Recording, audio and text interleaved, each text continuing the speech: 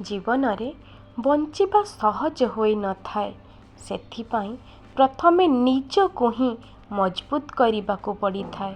ହେଲେ ଠିକ୍ ସମୟ କେବେ ବି ଆସିନଥାଏ। ଖାଲି ନିଜ ସମୟକୁ ଠିକ୍ କରିବାକୁ ପଡ଼ିଥାଏ। ଜୀବନରେ ଯଦି କିଏ ଆପଣଙ୍କୁ ଦେଖି ଈର୍ଷାରେ ଜଳୁଥାଏ ନା, ତେବେ ତାକୁ ଜଳିବାକୁ ଦିଅନ୍ତୁ। ମନେ ରଖିବେ ବନ୍ଧୁ, ଯିଏ ସବୁବେଳେ ଜଳୁଥାଏ, ଦିନେ ନା ଦିନେ ସେ ପାଉଁଶ ହୋଇ ମାଟିରେ ମିଶି ଯାଇଥାଏ। ତାହା ମଣିଷ ହେଉ ଅବା କୌଣସି ବସ୍ତୁ।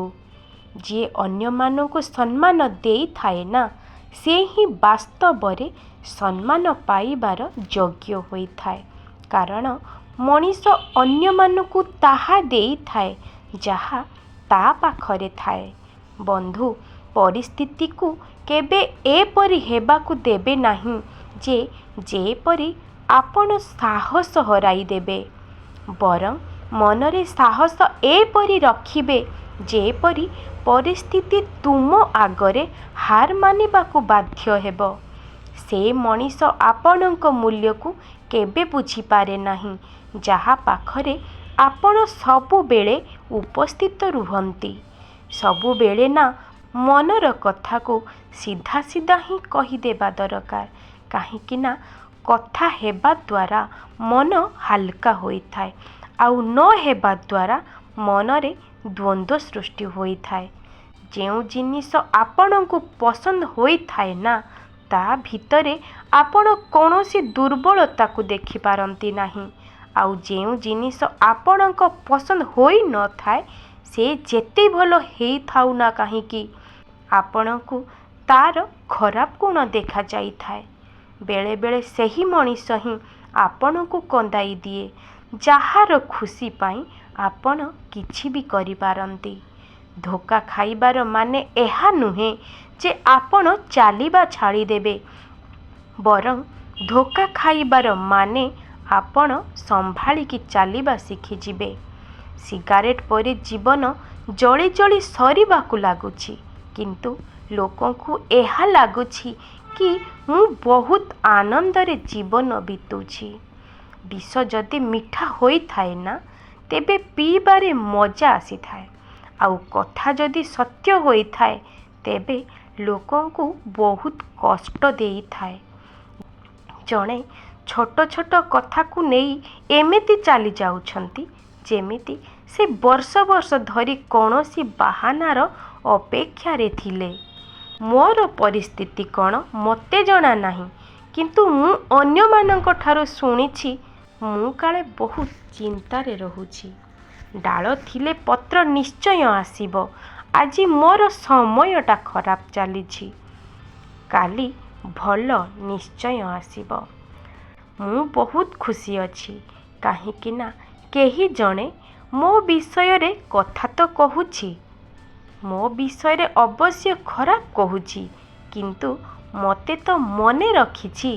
ଆରେ କିଏ କହୁଛି ନେଚର ଆଉ ସିଗ୍ନେଚର ବଦଳେ ନାହିଁ ବୋଲି?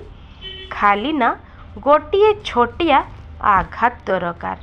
ଯଦି ଆଘାତ ଆଙ୍ଗୁଳିରେ ଲାଗିଗଲା ନା, ତେବେ ସିଗ୍ନେଚର ବଦଳିଥାଏ। ଆଉ ଯଦି ହୃଦୟରେ ଲାଗିଗଲା, ତେବେ ନେଚର ବଦଳିଯାଏ। ସମ୍ପର୍କ ସେ ଜାଗାରେ ଅତୁଟ ରହିଥାଏ ବନ୍ଧୁ, ଯେଉଁଠି ସମ୍ପର୍କ ହୃଦୟରୁ ଗଢ଼ା ଯାଇଥାଏ, ଆବଶ୍ୟକତା ଠାରୁ ନୁହେଁ।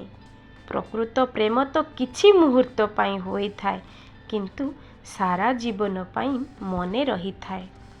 ଆଶା କେବେ ସଂସାରରୁ ନୁହେଁ, ସଂସାରକୁ ସୃଷ୍ଟି କରିଥିବା ଲୋକଠାରୁ ରଖିବା ଉଚିତ।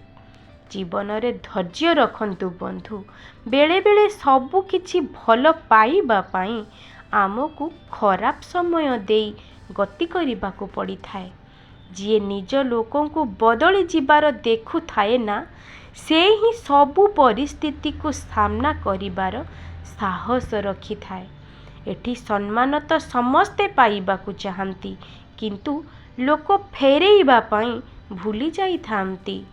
ନିଜର ମନର ଭାବନାକୁ ସେ ଜାଗାରେ ପ୍ରକାଶ କରନ୍ତୁ ଯେଉଁଠି ତାହାର ସମ୍ମାନ ରହିଛି। ନହେଲେ ଏଠି ତ ଆଖିର ଲୁହକୁ ବି ପାଣି ବୋଲି ଭାବି ନିଅନ୍ତି। ପ୍ରକୃତ ମିତ୍ର ସେମାନଙ୍କୁ କୁହାଯାଏ ଯେଉଁମାନଙ୍କୁ ବିପଦ ସମୟରେ ଖୋଜିବାକୁ ପଡ଼ିନଥାଏ। ଯନ୍ତ୍ରଣା ତ ପ୍ରତ୍ୟେକ ମଣିଷ ଜୀବନରେ ଥାଏ, କିନ୍ତୁ ସବୁଠୁ ସୁନ୍ଦର ସେହିମାନେ ଥାନ୍ତି ଯେଉଁମାନେ ଅନ୍ୟର ଯନ୍ତ୍ରଣାକୁ ବୁଝିପାରିଥାନ୍ତି। ସେ ପୁରୁଷ ହେଉ ଅବା ନାରୀ। ଭରସା ଯଦି କରୁଛ ନିଜ ଉପରେ କର, ଅନ୍ୟ ଉପରେ ନୁହେଁ। ଯଦି କିଛି ସୁଧାରିବାକୁ ଚାହୁଁଛ ତେବେ ନିଜ ଭୁଲକୁ ସୁଧାର, ଅନ୍ୟ କାହାକୁ ନୁହେଁ। ଯଦି ଏହି ଭିଡ଼ିଓଟି ଆପଣମାନଙ୍କୁ ଭଲ ଲାଗିଥାଏ, ଭିଡ଼ିଓଟି ଲାଇକ୍ କରି ଚ୍ୟାନେଲକୁ ସବସ୍କ୍ରାଇବ୍ କରି ରଖନ୍ତୁ ଏବଂ ଏହିପରି ନୂଆ ନୂଆ ଭିଡ଼ିଓ ଦେଖିବା ପାଇଁ ଆମ ଚ୍ୟାନେଲ ସହିତ ଯୋଡ଼ି ହୋଇ ରୁହନ୍ତୁ। ପୁନର୍ବାର ଦେଖା ହେବ ଏକ ନୂତନ ଭିଡ଼ିଓ ମାଧ୍ୟମରେ। ସେ ପର୍ଯ୍ୟନ୍ତ ବିଦାୟ ଦିଅନ୍ତୁ। ନମସ୍କାର।